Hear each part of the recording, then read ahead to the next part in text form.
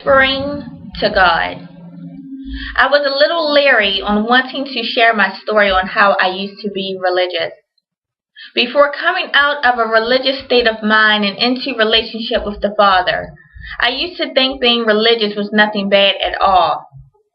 As long as I attended church every Sunday, attended Bible study every Wednesday, attended prayer every Saturday morning, reported to my usher duties on time, paid all of my tithes and offerings, that I would remain on the good side of God, that nothing bad was to happen to me. Well, boy, was I wrong. God reminded me that He used me to go through because He knew that I would not be reluctant to tell my story. But God, I don't want to talk about me. It strains the glory away from you. But God said, no. But I used you, daughter, to bring me the glory. For while you were hurting, I was being glorified because, daughter, you never gave up on me. I always wondered what it would have been like if the book of Job was the book of Joanna. If we had a book in the Bible where a noble woman lost everything, from everything she owned to everything she looked like. Her pretty gown no longer sparkled. Her tall castle was crushed into crumbs. Her health was lost. Her family and cattle dispersed.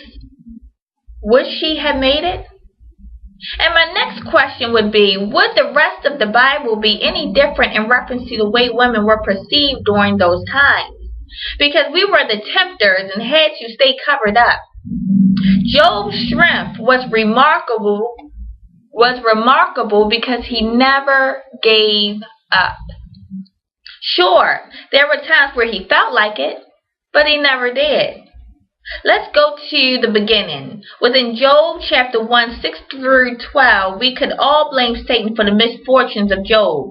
However, it was God who gave the permission. Try my servant Sheila.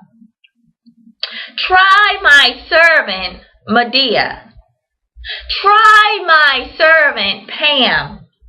Try my servant Joanna. Try my servant Rod Cow.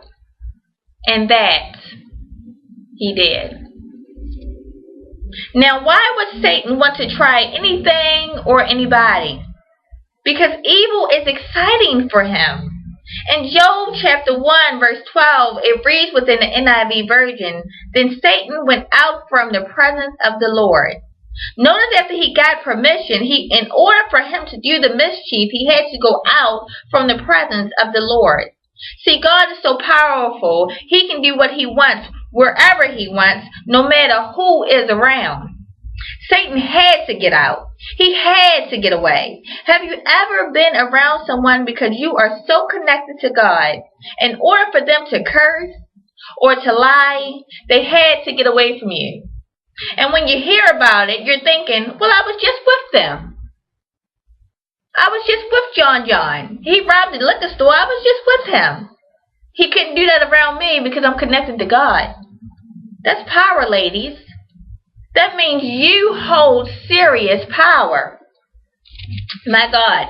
Know that when your time comes to lose it all, or if it has already happened and you're still standing, it is God who is really in control of it all. When Satan left God's presence to find me back in 2011, he stripped me from everything I owned.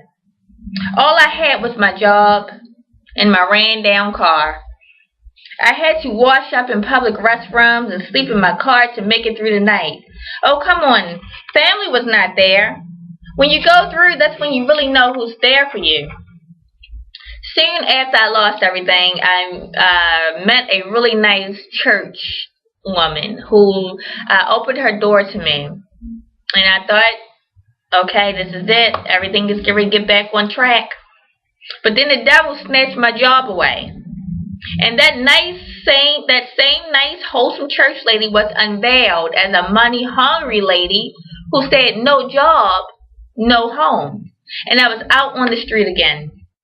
That was an eye-opener because I trusted that church lady. I trusted the church to be there, but in the end, only God was.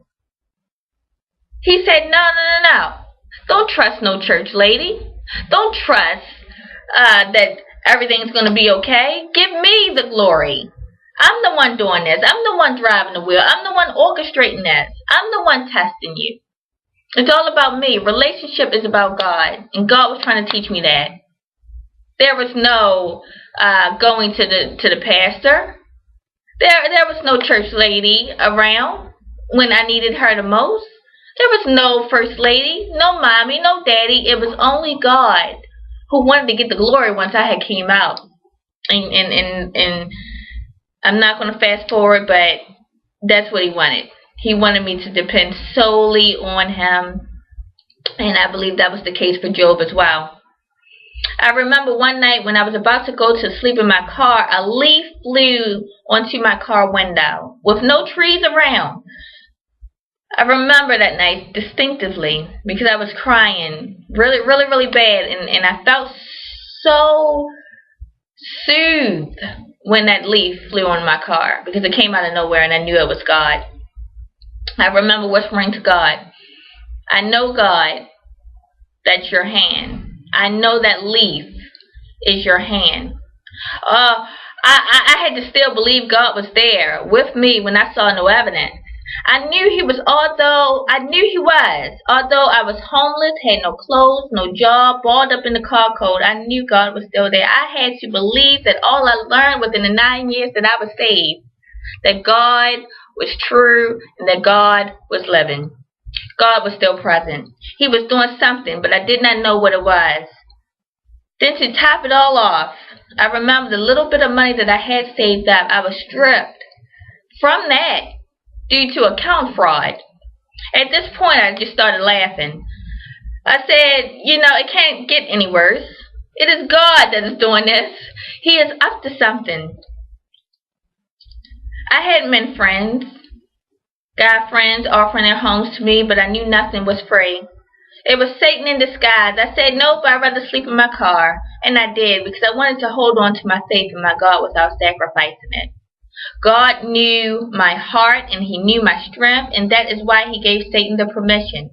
And this is why I was stripped of everything except that of my car. I met my husband the day I locked my keys in the car and went searching for help. Was not attracted to him physically, but I was attracted to his strength. Strength to help me break a window to get my keys out. I'm joking. I was attracted to his strength, and I didn't know it.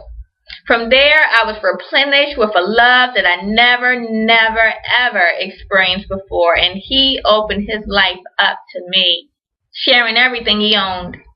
I have a love that expanded into a smaller love, a little baby girl.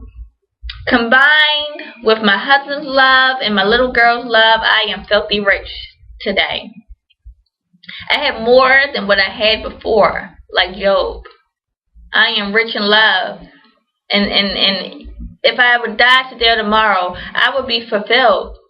Because love is all you need. Love is so powerful. It's powerful all in itself. God is love. And he let my cup overflow with his love, with his presence. I sense God's presence through my family. It's amazing how I went from that to this. I'm a mother. I'm a wife. God was preparing me for where I am today, and I am so grateful. Now back to Job. It was only after Job prayed for his friends when God restored him once again, as recorded in Job chapter 42, verse 10. We cannot place the focus on ourselves while God is testing us.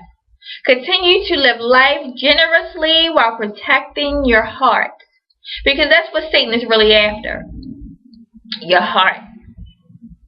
Always protect your heart as you continue to whisper, God, although I see you nowhere near, I know without a shadow of a doubt that you are here.